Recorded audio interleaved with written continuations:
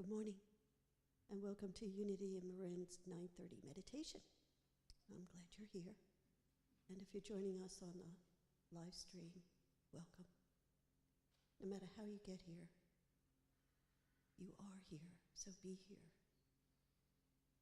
So as we, for the next 20 minutes, go into the silence, the sweet silence, that peaceful spot where you connect to your divinity, to your higher self, to your consciousness, and expand. So in silence for the next 20 minutes. And so we begin.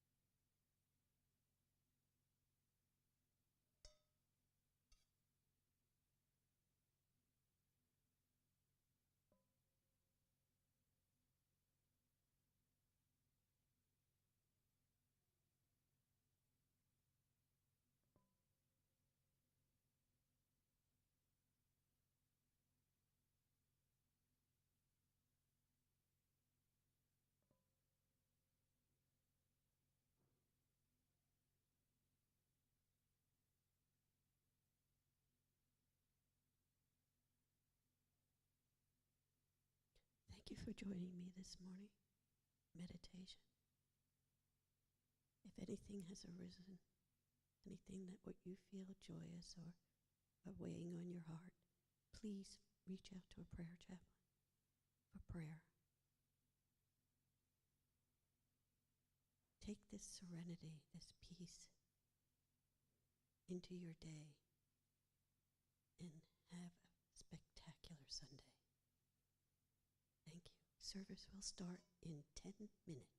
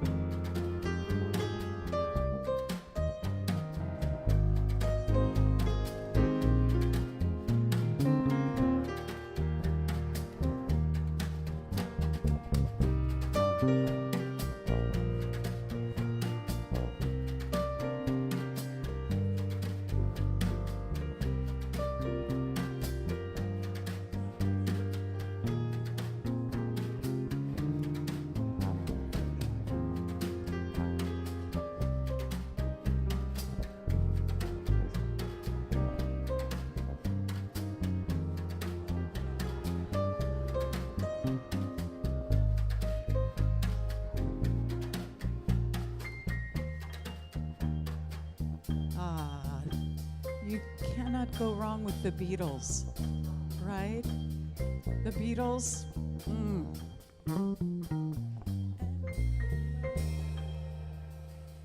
All right. Jeremy, Paul, and Brent.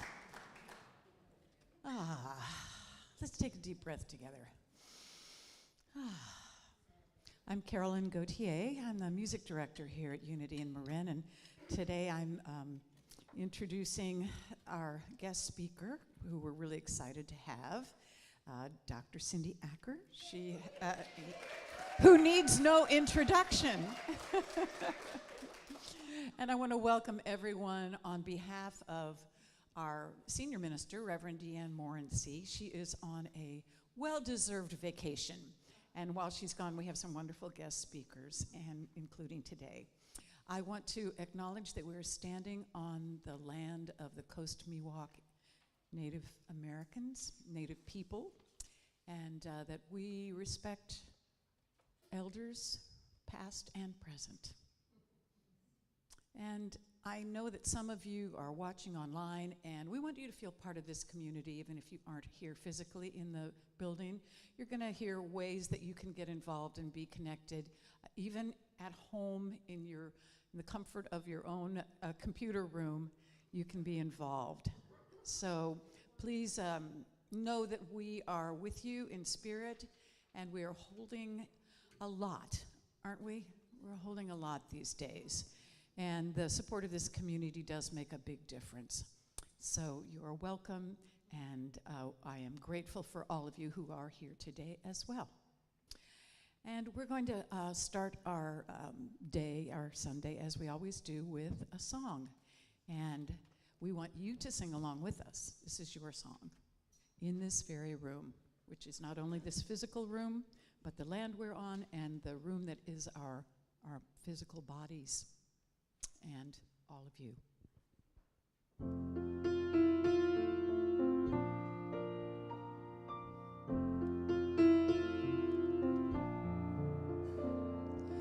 In this very room, there's quite enough love for one like me. And in this very room, there's quite enough joy for one like me. And there's quite enough hope and quite enough power to chase away any gloom. For Spirit, sweet Spirit, Spirit is in this very room.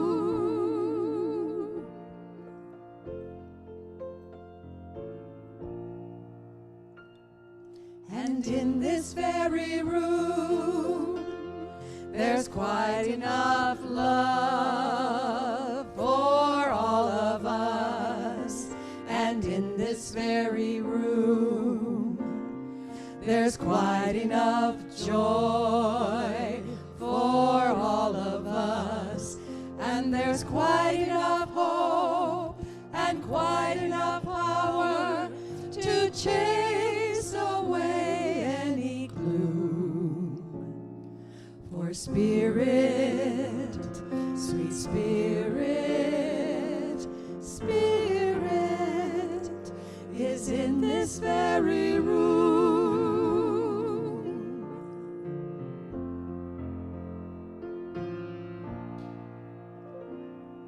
And in this very room, there's quite enough love for all the world. And in this very room, there's quite enough joy for all the world. And there's quite enough hope and quite enough power to chase away any gloom. For Spirit, sweet Spirit, Spirit is in this very room.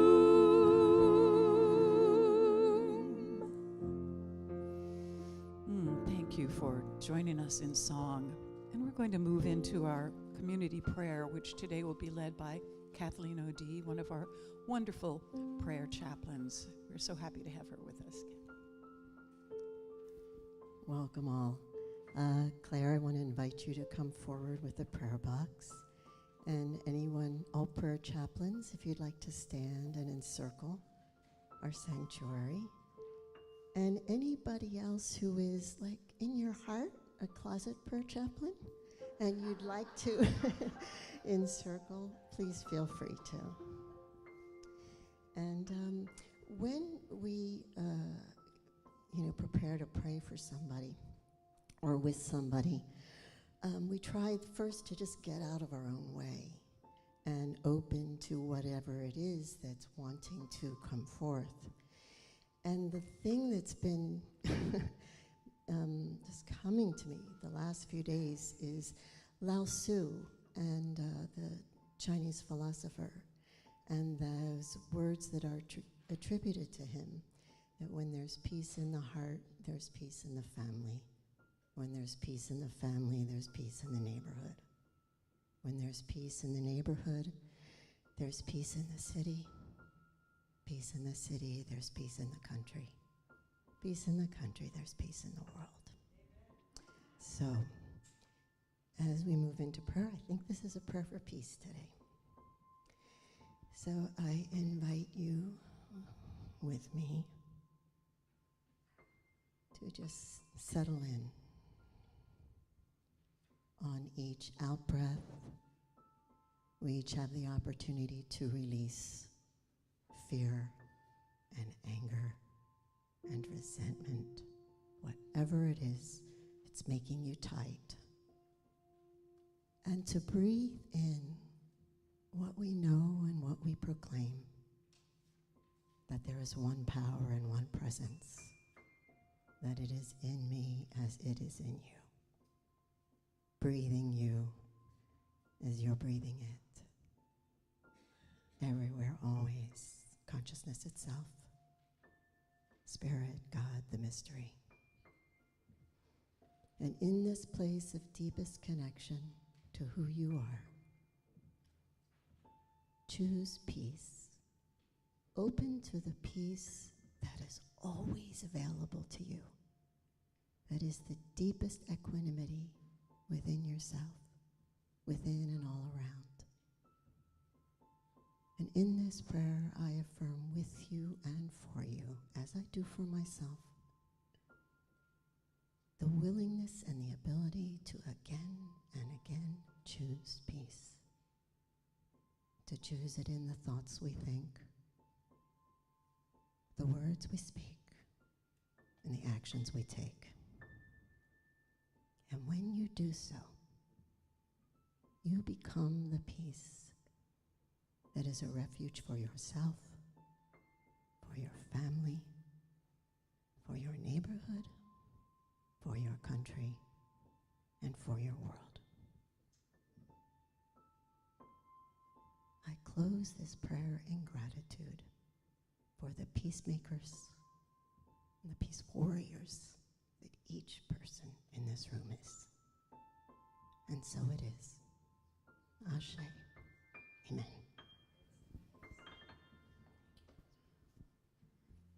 Thank you, Kathleen. It was just what I needed. I'd like to invite Mark Crummy forward. He's going to do an inspirational reading for us today that fits in with the talk. Thank you. Good morning. Good morning. It is now time for our inspirational reading, a time to let these words become part of your morning reflection, your morning meditation, or prayer. I invite you in this moment to take a deep breath and to pause, to close your eyes if you wish. I invite you to let these words become your words. The affirmation for today is, I will be the first in love, the first in moral excellence. I will use my power of love to see my vulnerabilities, to be strength and stand for justice. Every day, think as you wake up. Today, I am fortunate to have woken up. I am alive. I have a precious human life. I'm not going to waste it. I'm going to use all my energies to develop myself, to expand my heart out to others, to achieve enlightenment for the benefit of all beings. I am going to have kind thoughts towards others. I am not going to get unnecessarily angry or think badly about others. I am going to benefit others as much as I can. And that's from His Holiness the 14th Dalai Lama. Once again, the affirmation for today is, I will be the first in love, the first in moral excellence. I will use my power of love to see my vulnerabilities, to be strength, and stand for justice. Please know this with me. I will be the first in love, the first in moral excellence. I will use my power of love to see my vulnerabilities, to be strength, and stand for justice.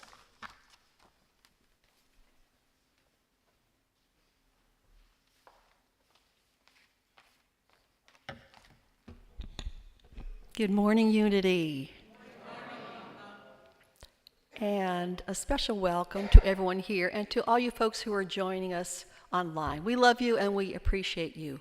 And thank you, Mark. That was excellent. Thank you, thank you, thank you. We are all part of the welcome team, so you can join us in the courtyard for a potluck hospitality every Sunday. And we encouraged everyone to bring healthy items to share. If you're a first-time guest, we have a welcome table in the courtyard, so please check us out. You can connect with text. You text welcome to 415-991-7111.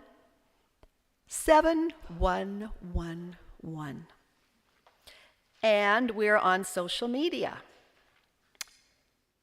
And some of these, I'm not sure what they are, but I think I'm a little bit behind. But Facebook, TikTok, Instagram, Threads, and Blue Sky at Unity in Marin. Spiritual connection card. It's in your bulletin. You can fill these out if you have a prayer request. And Reverend Deanne does see each and every one of these, and they're very important for her to keep a pulse on what is happening in our community. So don't be shy. And you can put it right in the offertory basket when it comes around. Upcoming events. Wow, we have a lot of things going on here. Guest speaker, Dr. Cindy Acker. Hey, that's happening today. We have a book study. We have a blood drive today, which is going to be in the parking lot. And of special interest is Gary Malkin and Miranda McPherson. Miranda was here a couple of months ago. She was a phenomenal force of nature. And what I loved about her is she was so powerful, but in a gentle, feminine way. She was really in touch with her true self. So that is going to be here in the sanctuary next Friday, May 9th. You can get your tickets. Let's talk about our vision, our mission, and our core values. Our vision. Please say it with me. A world spiritually awakened and transformed through realizing our divine potential. Our mission. Unity in Marin is a loving community dedicated to spiritual growth, inclusivity, and service. We honor and care for ourselves, each other, and the natural world. Our core values: connectivity, inclusivity, authenticity. And today we're going to highlight inclusivity. Please join me. Cultivating a safe space to celebrate diversity and value the uniqueness of every person. We widen our lens to understand and honor the lived experiences of others. We are enriched and become more as we consciously question our assumptions. We cultivate a space of belonging for all they come in the door. Today's flower sponsor is Kurt Ware. Kurt, are you here today? Yeah. Oh, hi, Kurt. Good to meet you. Good to see you. Good to see you. And this is to my son, Sam, on his birthday. Proud to be your dad.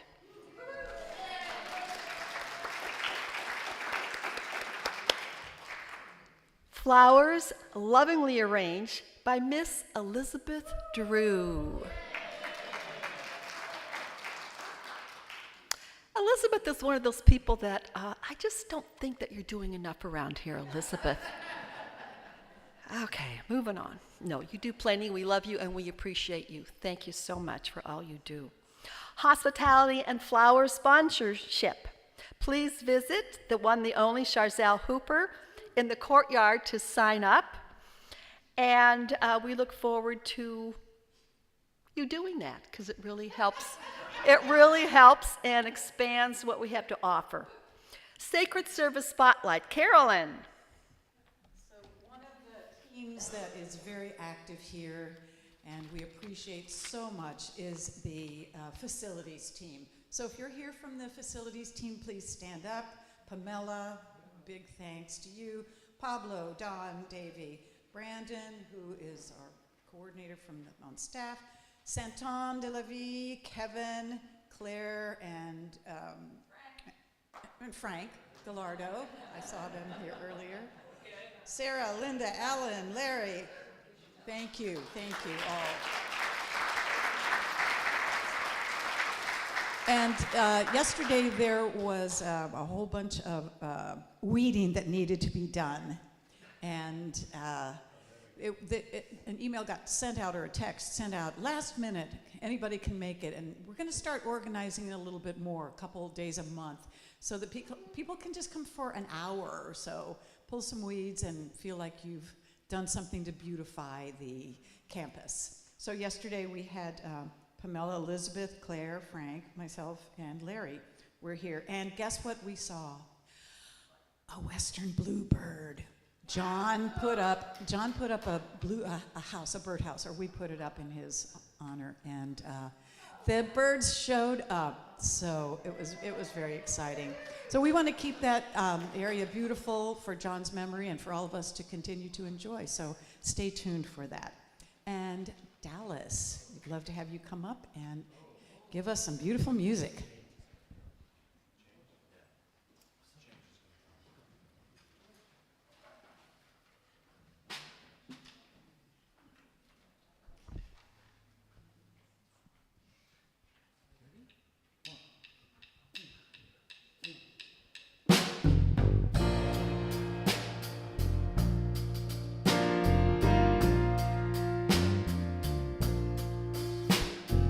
I was born by the river in a little tent. Oh, and just like the river, I've been running ever since. It's been a long time coming, but I know a change gonna come. Oh, yes, it will. It's been too hard living, but I'm afraid to die, 'cause I don't know what's up there beyond the sky. It's been a long time coming, but I know change gonna come. Oh, yes, it will. And I go to the movie, and I go downtown, and somebody keeps telling me, don't hang around. It's been a long time coming, but I know a change gonna come. Oh, yes, it will. Then I go to my brother and I say, brother, won't you help me, please?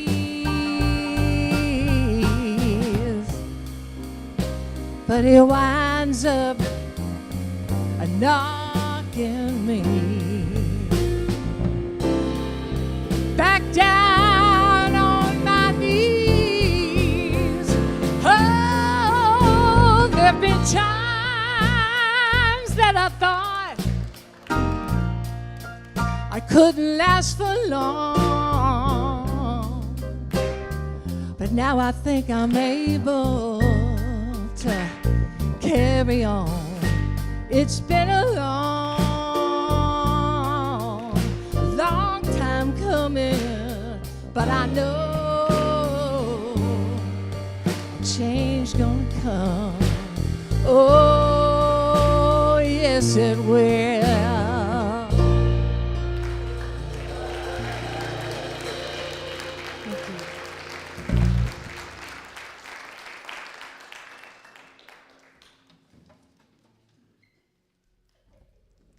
Thank you, Dallas.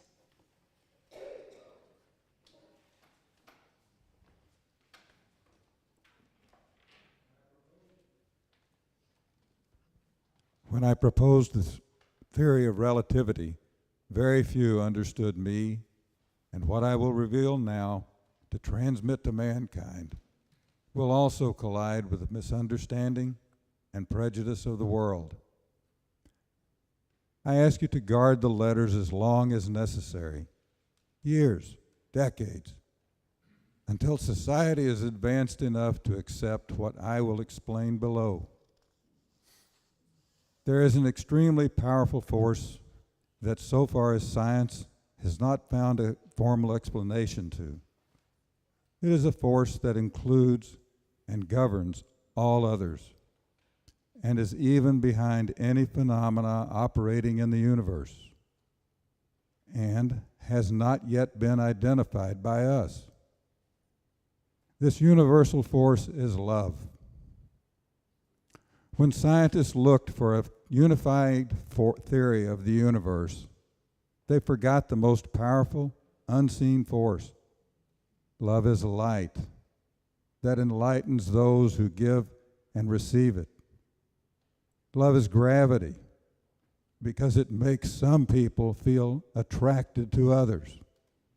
Love is power because it multiplies the best we have and allows humanity not to be extinguished in their blind selfishness. Love unfolds and reveals. This force explains everything and gives meaning to life. This is the variable that we have ignored for far too long. Maybe because we are afraid of love, because it's only energy and it is the only energy in the universe that man has not learned to drive at will. To give visibility to love, I made a simple substitution in my most famous equation. Instead of E equals mc squared, we will accept that the energy to heal the world can be obtained through love multiplied by the speed of light squared. We arrive at this conclusion that love is the most powerful force there is because it has no limits. After the failure of humanity in the use and control of other forces of the universe that have turned against us. It is urgent that we nourish ourselves with another kind of energy. If we want our species to survive, if we are to find meaning in life, if we want to save the world and every sentient being that inhabits it, love is the one and only answer. Perhaps we are not yet ready to make a device powerful enough to entirely destroy the hate, selfishness, and greed that devastates the planet. However, each individual carries within them a small but powerful generator of love, whose energy is waiting to be released. When we learn to give and receive this universal energy, we will have affirmed that love conquers all, is able to transcend everything and anything, because love is the quintessence of life.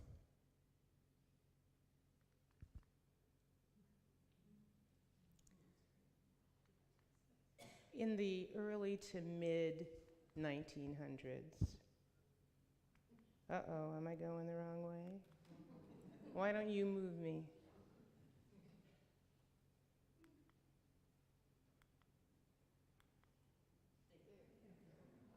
In the early to mid 1900s, that letter was attributed to Albert Einstein as something that he wrote to his daughter. And they say that, as was mentioned, Einstein asked his daughter to keep it until an appropriate time when people could understand the level of complexity that Einstein held in his theories. As a social justice historian, I did my research around the letter, and I was devastated to find that people said, no, actually, he didn't write it. And so I was trying to decide whether or not I was going to start all over, and then I thought, well, you know, people say that about the Bible too. Many believe that it's not Holy Scripture. Many believe the stories are not true. Many believe that the writers are not the writers who said that they were the writers.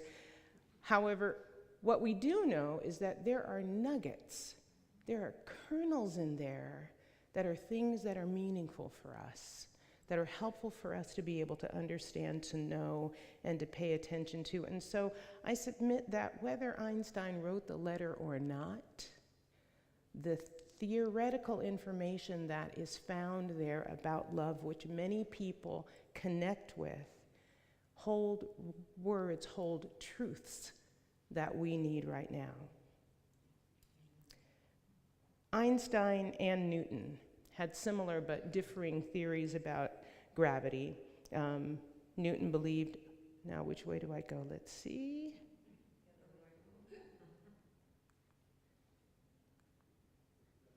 Newton believed that gravity was a force that pulls objects toward each other. The attraction of two objects whose strength depends on the massiveness of the object and how far apart it is. Gravity then was considered the fundamental force that arises from the mass of an object. The more massive the object, the stronger its gravitational pull. And I think that we carried that into books, into movies like The Incredible Hulk, where we equated force with mass. So Einstein theorized that gravity is not just a force based on massiveness. He believed in the concept of space and time, and any Star Trekkers out there understand the term space-time that affects gravity. And so example, if we were to have a small round trampoline and we were to gently put a large bowling ball in the center, gently, large bowling ball in the center, it would create a dip in the center of the trampoline. If you were to take a tiny marble and roll that marble around the top of the trampoline, it would go around and around and around until eventually it would reach the bowling ball, but it wouldn't be suddenly attracted to and hit the bowling ball with a downward pull because the ball is more massive. And so that concept of that rotation of going around is the same thing that happens with the sun. So the sun bends space-time around it, and the planets don't run into it even though the sun is more massive. But because the sun has space-time continuum, it is something that continues to go around and around, and the planets revolve around the sun, but they don't hit it. And we're not fearful that they're going to hit it. Because space-time continuum causes forces to hold, to ground, and to center. Stay with me, don't run away yet. So through his research, Einstein discovered what we know as the theory of relativity, something that others during his lifetime couldn't really comprehend. But he was also studying other forces, and one of those forces was love. And people wondered about love as an emotion or a force or a feeling. And it was misunderstood and still is confused and misunderstood, even though it's something that people know about, as some believe it to be a force.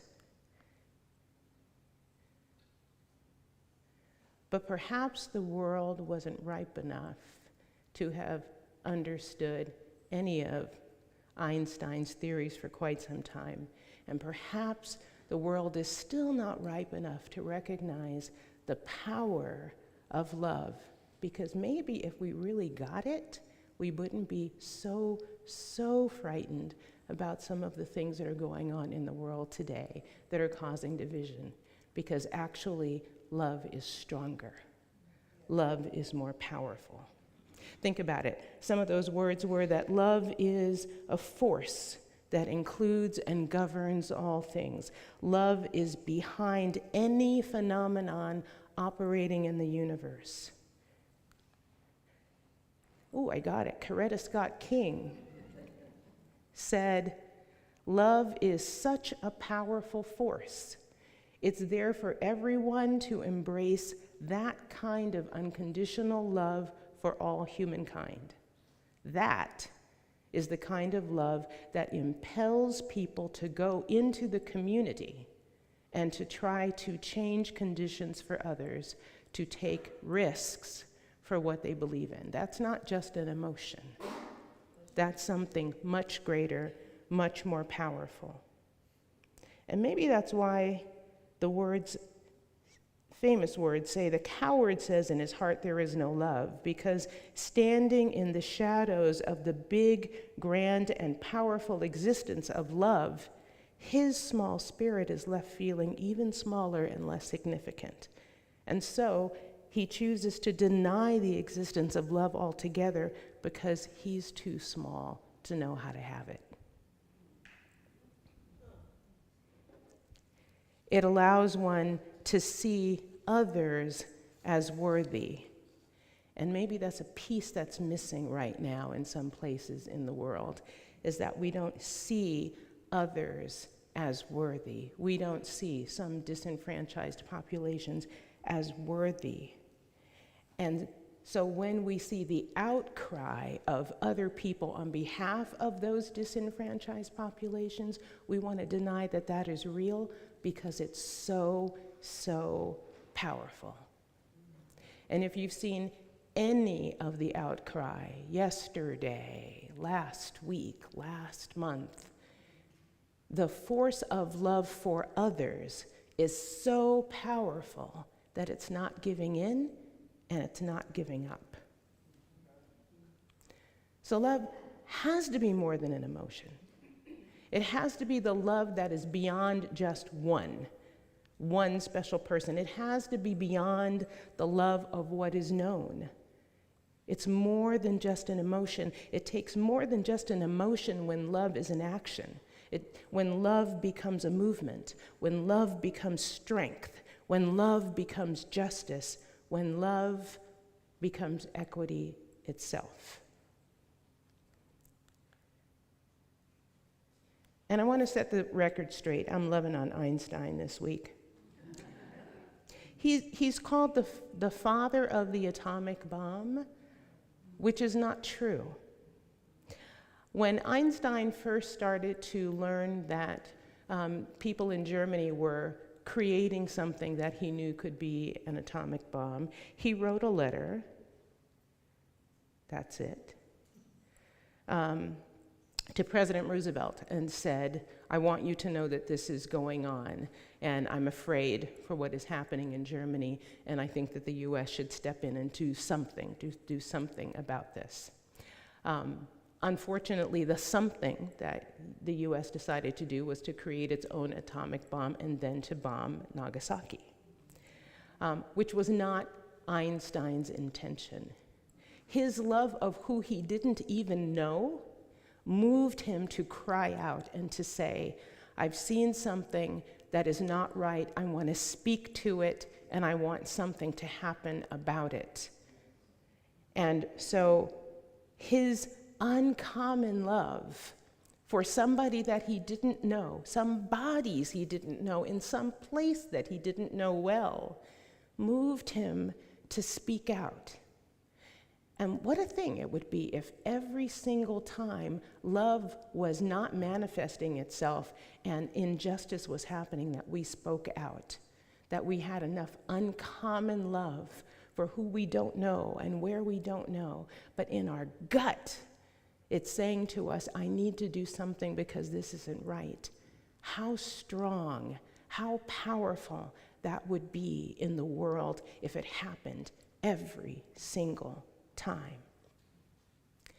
I was speaking with someone last week about places that I was going to boycott and my need to be able to boycott, and their response was that they wouldn't do any kind of boycotting if it was something that wasn't going to benefit them, if it was going to harm them in some way.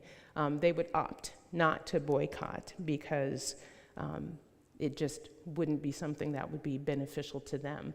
And I said, but this issue is one of equity, and equity is love. Full love involves equity, and equity involves the recognition of people receiving things according to their need. But that means that equity also might involve the loss to us in order to be equitable to all. And that's uncommon love, but it's love. And when we get accustomed to privilege, equity might feel like oppression. But when we recognize that equity is an expression of love, a powerful expression of love, especially when it hits you for others, that's something. That's powerful.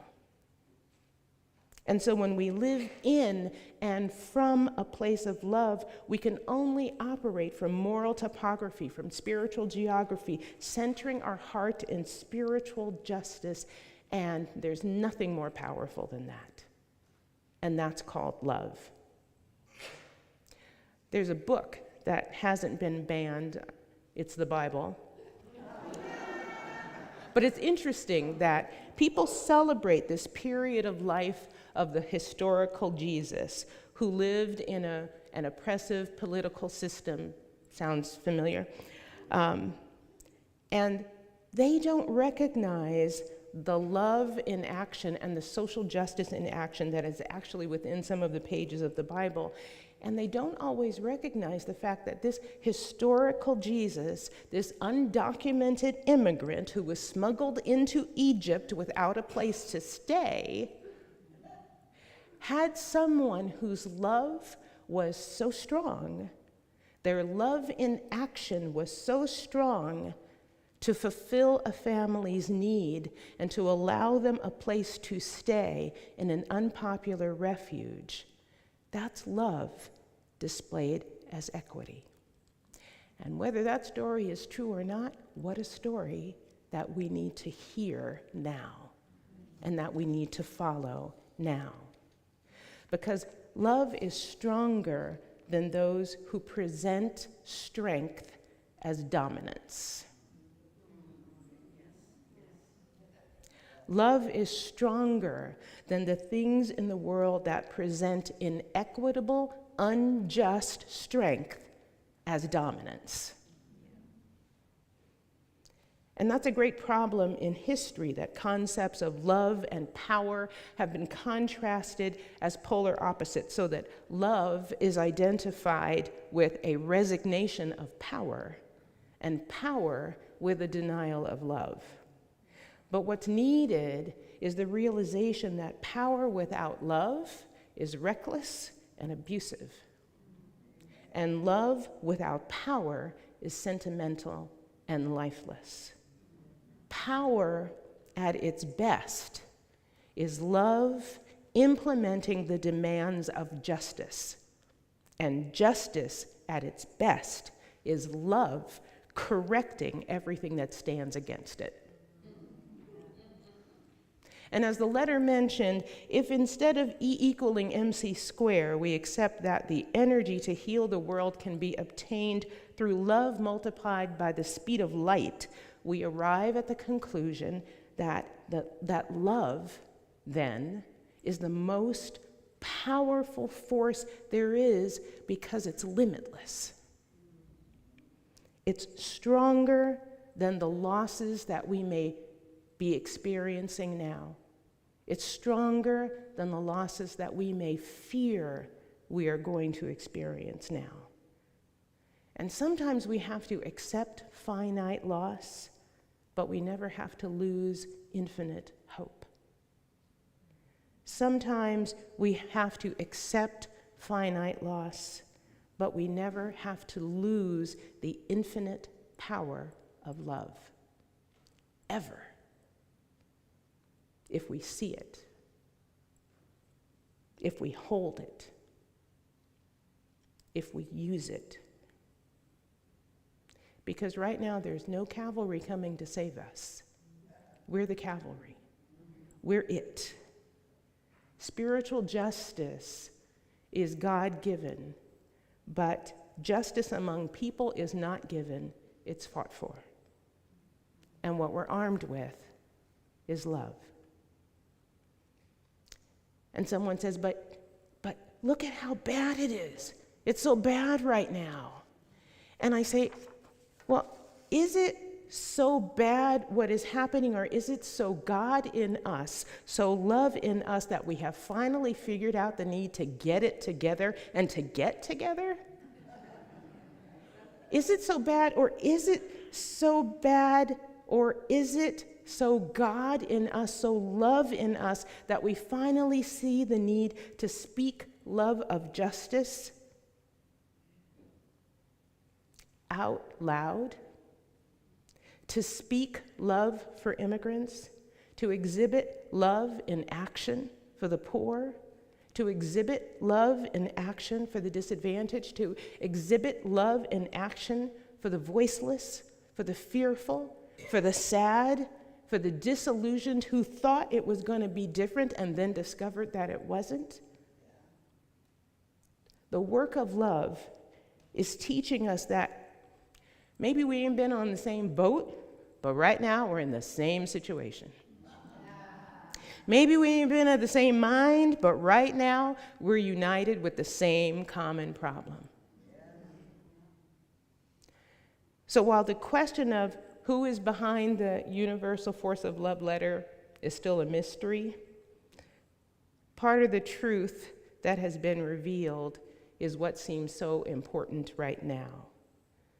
That we're different, sentient beings with differing views, injected with homophily. Homophily is the tendency to seek out and be with people who are just like you. Birds of a feather flock together, I think people say. But rather than separating ourselves by our convenient views, we need to learn how to ask more questions of each other to really know what it means to be like each other. We need to be able to ask, tell me more. What do you mean? I want to know. Einstein once even said the most important thing is to not stop questioning. I was side by side at a few rallies with individuals that were completely different from me. And at Selma, I was in a meeting with a number of different religious leaders. Diane asked me to sit in for her. And the man next to me was a Mennonite. And I think I've told a few people about this, but he kept leaning over to me and saying, help me understand what they mean by that. Because it's not exactly what our belief is, but we're here because we know that this is the place that we should be, and this is the thing that we should do, but help me to understand that. And so he just kept leaning over every now and then, and he would ask me, tell me if this is right. And then at the end he said, we're gonna build a house for one of the people in Selma whose house was taken away and who was not allowed to get a loan to rebuild her house. Is that social justice? And I said, you got it. You got it. But with him were Mennonites from all over the world. And he brought me over to introduce them to me. Some of them didn't speak English, and they just smiled, but they knew what their work was. And they knew that even though we all had differing beliefs, differing personal beliefs or religious beliefs or political beliefs, we were there for the same just reason, motivated by love. And it was palpable. It was palpable in the room, because love is just that strong. It's just that powerful. It's when you don't have that things mess up, that things don't seem right, that things hurt other people, that things continue to mess up, and that the language and the rhetoric that is out there in the world starts to weigh people down, because love, that powerful force, is missing. So there we were in the room, all very different, but the strength and the courage and the power and the love in the room was unquestionable. We can't afford to risk being like people who allow themselves to be divided, and their communities to be divided, and the world to be divided. We must let love, the love in us, see the love in others as a way to unite, knowing that it's the most powerful weapon that there is. We have to stay vigilant and sensitive to divisive power and its forms of expression. It's been said of societal division, it may rule with weapons that are physical or by controlling the resources we need to live, money, food, medical care, or by controlling more subtle resources, information, approval, love. We're so accustomed to power over, so steeped in its language and its implicit threats that we often become unaware of its functioning only when we see its extreme manifestations. And we've been seeing the extreme manifestations, but we probably haven't been so sensitive to the quiet, tiny manifestations that have been around for quite some time. There's this fascinating thing about redwood trees, seen as like the greatest trees of all times. What allows them to withstand the elements is a very interesting thing, because redwood trees are resistant to most insects, they're able to withstand most floods, they're not subject to most diseases, they endure for ages with no natural enemies that would seem to destroy them. And what you find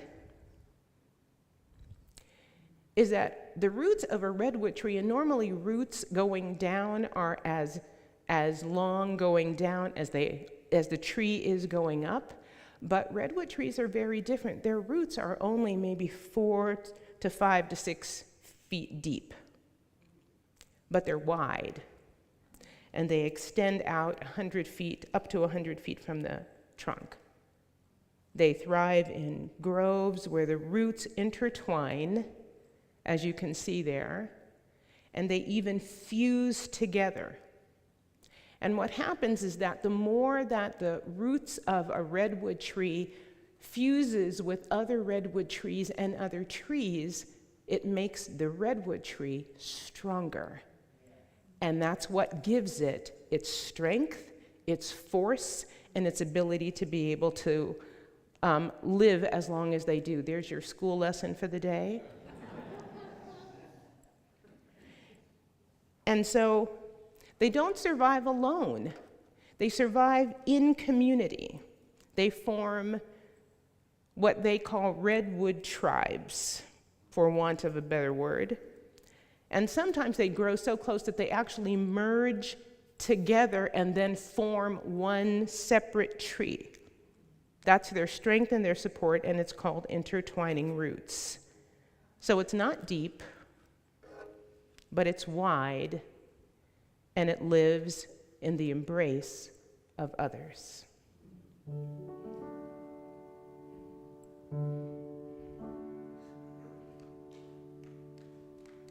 That's what love is for, to help us through it. That's what love is for.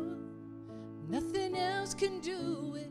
Round off the edges, talk us down from the ledges, give us strength to try once more.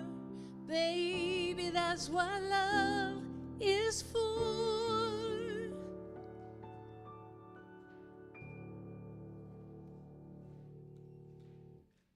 So real love is a cosmic force which goes through us, if we let it.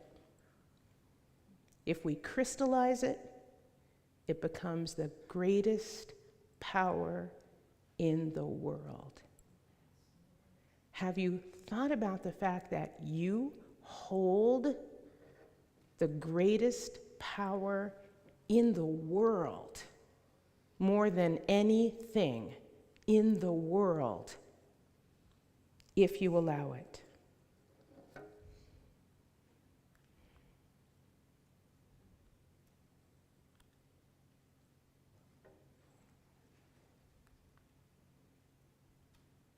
So maybe he didn't write it. Maybe those words written long ago weren't hidden by Einstein, but hidden by someone. But are we ready for this now? Because the force of love is yours, if you have it. Amen.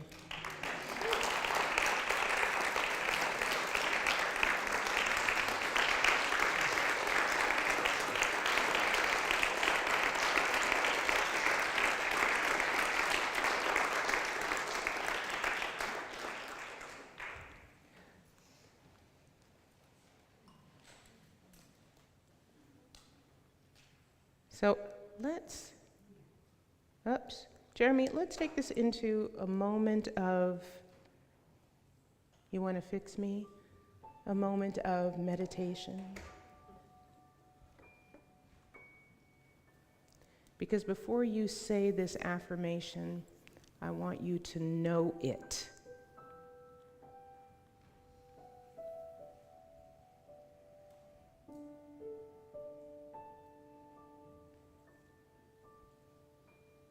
So I'm going to say it to you while you just hold it. I will be the first in love. Not after someone shows love to me, not after something so horrendous happens that I don't have any other choice than to speak out, but I will be the first in love. The first in moral excellence. I will hold my own morals, my own values, as strong enough that I will be sensitive to the wrongs that are going on in the world now. And I will be the first in moral excellence. I will use my power of love, recognizing that the love that I have is powerful. that I don't have to just be a bystander, that it can mean something for me. I will see my own vulnerabilities. I will recognize that I don't have all the answers, but I don't need to be right. I need to do right. I will be strength, not have strength, but be it. When it's the hardest thing to do, I will be strength. When it's the hardest thing to speak out, I will be strength. When it's the hardest thing to do what is right, to speak up for what is right, to stand by other people for what is right, to recognize disenfranchised people and to understand that I am them. If they are disenfranchised, so am I, until we are no longer disenfranchised. I will be strength. And I will stand with, by, and for justice.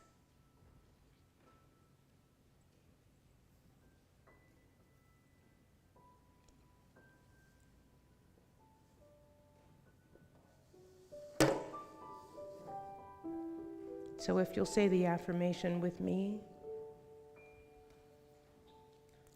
I will be the first in love, the first in moral excellence. I will use my power of love to see my vulnerabilities, to be strength, and stand for justice. Amen.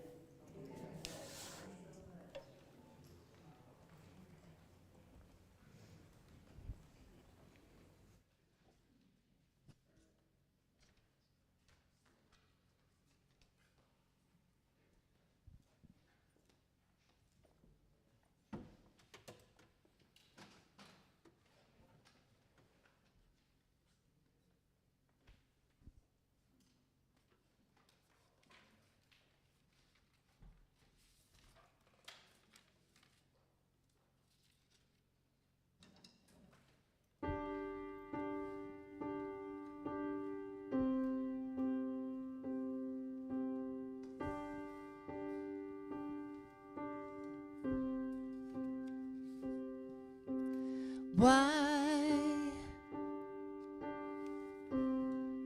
do we isolate each other? All the walls we build between us make it so hard to be together.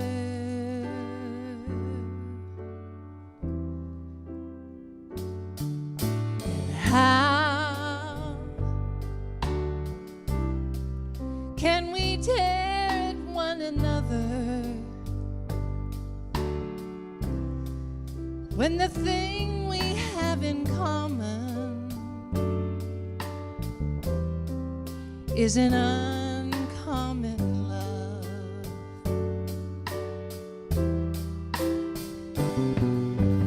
Walls can fall,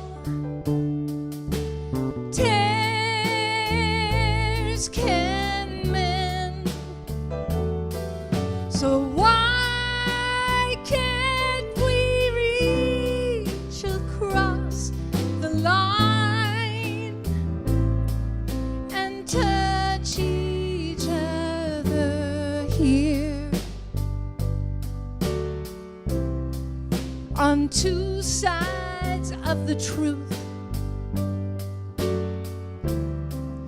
We've a middle ground between us. We have an uncommon love.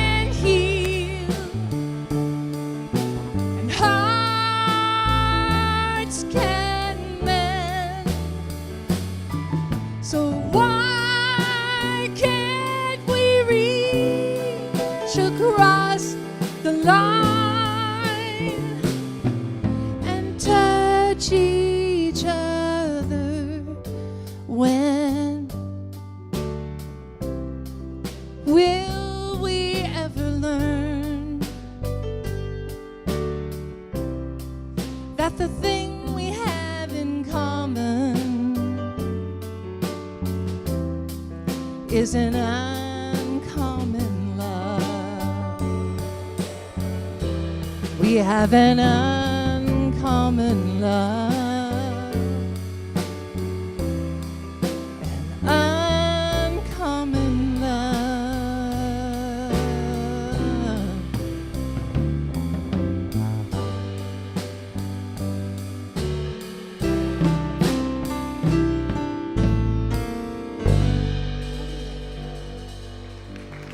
Thank you.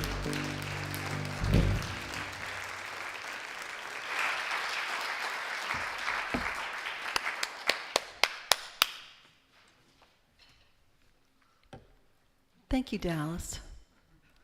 Thank you, Jeremy, and thank you, monks. We love you and we appreciate you. Wow.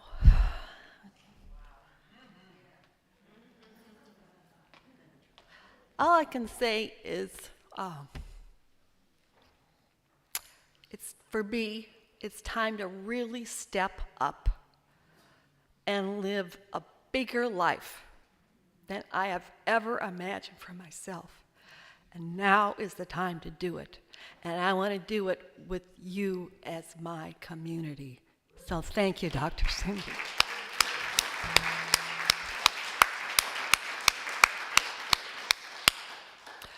Okay, back to business. Here we go. Discussion circle. Connect and reflect on today's service. Facilitator is going to be Tom Brown, and it's 15 minutes after the service ends. Please join us in the courtyard. Check the lost and found. Carolyn, don't forget about your water container, okay? And the first Sunday of every month, the lost and found bin will be in the courtyard after the service. And then unclaimed items will be donated. So, community small groups, this is very exciting. Sign up begins today. You can do this out. There is a table out in the courtyard. You can also do it online. It's June 8th through July 12th, and there are 12 small groups to choose from. So that's good. What is my legacy? By Dr. Martin Luther King III. It's a book study featuring Dr. Cindy Acker, May 4th through June 22nd. And it's hybrid, so it's in person and online, correct? Yes, okay. And the books are now available for purchase in our fabulous bookstore. Reverend Dr. Dahlia Adams is going to be here next Sunday, honoring Mother. What is Mother? What are the gifts of a mother? How can we honor the mothers in our lives? With special guest, Heart Matter. That sounds wonderful. They've been here before, haven't they? Yes, Heart Matters. So I'm looking forward to that. So please join us. And Dahlia, she is a mother, a grandmother, and BFF to my dog Sasha. So that's very important. She is also a retired clinical psychologist. She is an ordained Unity minister and a certified mindfulness meditation teacher.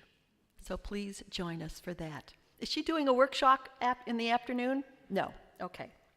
All right. And Christine, the queen of the bookstore, has asked me to remind you that she has all sorts of wonderful gifts for Mother's Day. So she's got cards, she's got books. So come on down and check it out and support our bookstore. The Social Justice Choir is happening. Carolyn, do you want to talk about this a little bit? Or Cindy, do you want to talk about it or? Just come sing.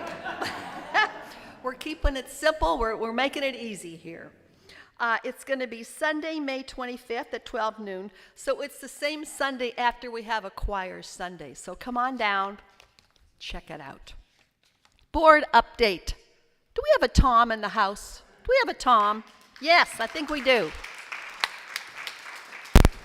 Thanks, Momo. You were all here last week? I wasn't. I don't know if you noticed. Missed it. My apologies.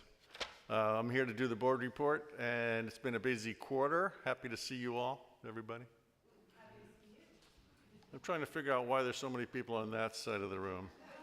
Do you notice? It's Kurt's anchoring in the middle here. So successes abound in your operations at Unity and Marin. We successfully navigated that mortgage hurdle. Yay, team, for all of that. And we look to continue our successes traversing the path of stewardship in this community, and that really means the budget. And that's our budget team, ably led by our board president, as well as Pete About and Linda Anderson-Henry. So let's give it up for them. And you know, the whole trick about a budget is to keep things in balance, intake, expenses and all. And that is a challenge, ongoing challenge. But I'm reminded by something I picked up a while. It showed up in one of my bookcases. It's a pamphlet from 1947. And in the front of it is a Charles Fillmore on how Unity has demonstrated prosperity. And what shocked me about this was Unity had less than nothing, physically, less than nothing financially when they got started. They were in debt.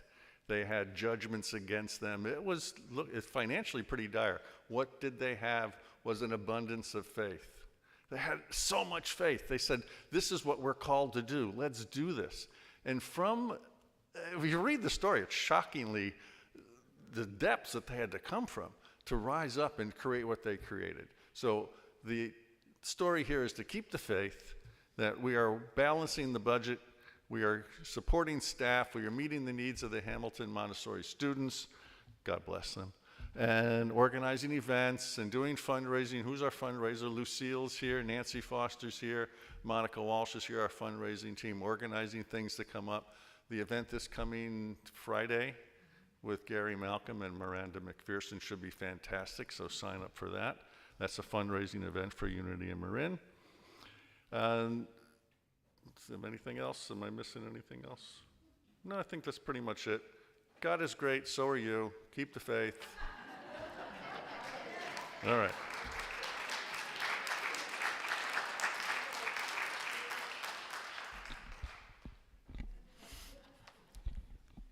Didn't realize you were that tall. Okay. Thank you, Tom, and thank you to all of our board members. We appreciate you so much, and we could not survive without you. So we are very blessed to have you. So thank you for the service that you provide for our beloved community. Giving and receiving. The ushers are going to be coming around shortly. There's so many ways to give. You know what to do. Again, the spiritual connection card, we spoke about that before. Put that in your basket as it comes around. And let's say our affirmation. I am the power of abundance, giving and receiving gratefully. And will the ushers please come forward? And Dallas.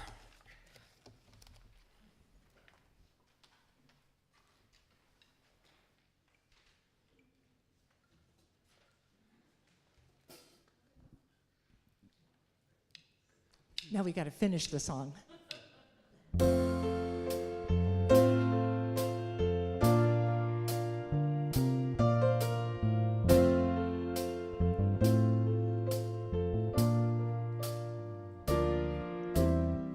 Sometimes we make it harder than it is. We take a perfect night and fill it up with words we don't mean, dark sides left unseen, and we wonder why we're feeling this way.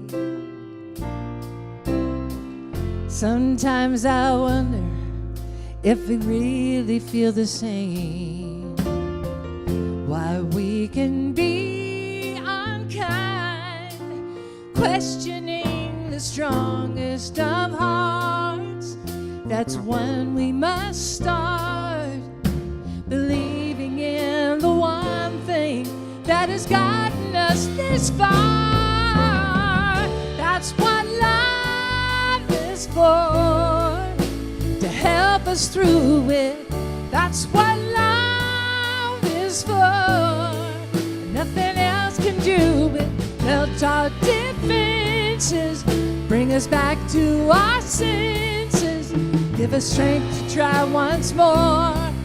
Baby, that's what love is for.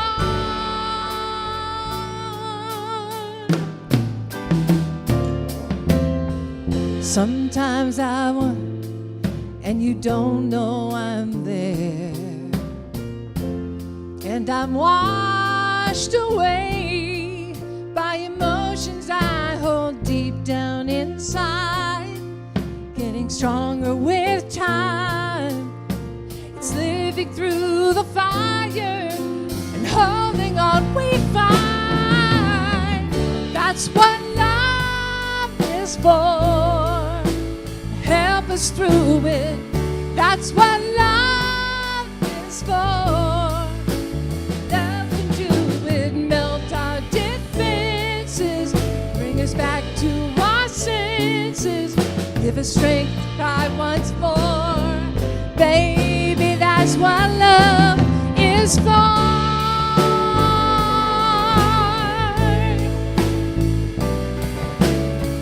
That's what love is for. Nothing else can do it.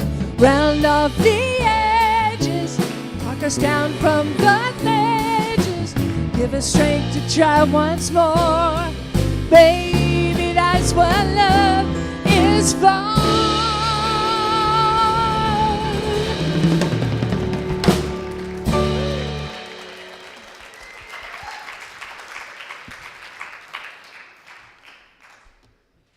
Okay, Dallas, you are rocking the ship today, girl. Woo! Woo! Thank you, thank you, thank you. Okay, back to business. Here we go. Blood Drive is going to be here today. It's from 10 a.m. to 2 p.m. And hopefully everyone has signed up already for their slot to donate. It's going to be out in the parking lot. Hard to miss. Soul Fire Concert. It's a fundraiser. Gary Malkin, Miranda McPherson. Again, it's this coming Friday, May 9th, 7:30 p.m. Tickets are $40, so please come and support our beloved community. Ask the Minister. And this is questions about unity, not personal questions about Reverend Deanne. We want to make that clear. It's all about unity, and yes, we'll just leave it at that. Sunday, May 18th at 10 a.m. So please let her know. I believe there's forms in the lobby you can fill out, and then you can leave them with the ushers. I just made that up, so I hope that's what we're doing. Memorial Day Ritual, Sunday, May 25th. That's going to be the next Sunday. Join Reverend Deanne and the Unity Marin Choir, and we're going to be having a special deep healing ritual as we honor Memorial Day and those who have passed. So it's not just about having a fun barbecue. Not that there's anything wrong with that. History and development of New Thought. This will be with Reverend Deanne. It's going to be 2 Saturdays. It's in person only, and the tuition is $200. But scholarships are available if you have a burning need to participate in that. You can register online. And how may we pray for you? Can we have the Unity Marin Prayer Chaplains stand? Yes, let's give them some love also.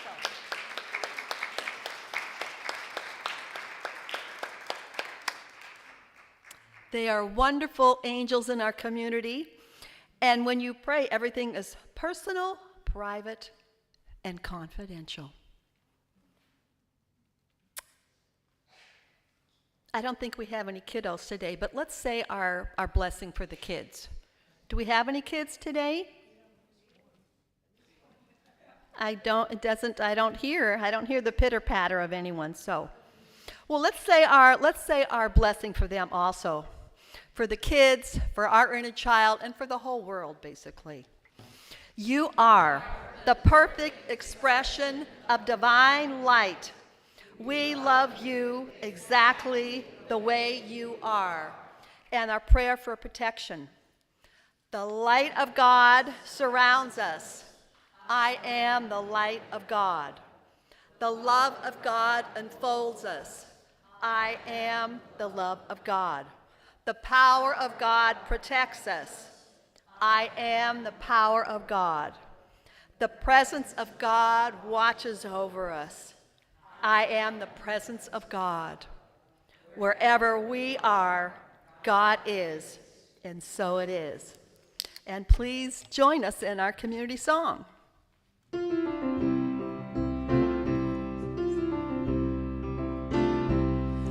Before me, gratitude behind me, gratitude to the left of me, gratitude to the right of me, gratitude above me, gratitude below me, gratitude within me, gratitude all around me.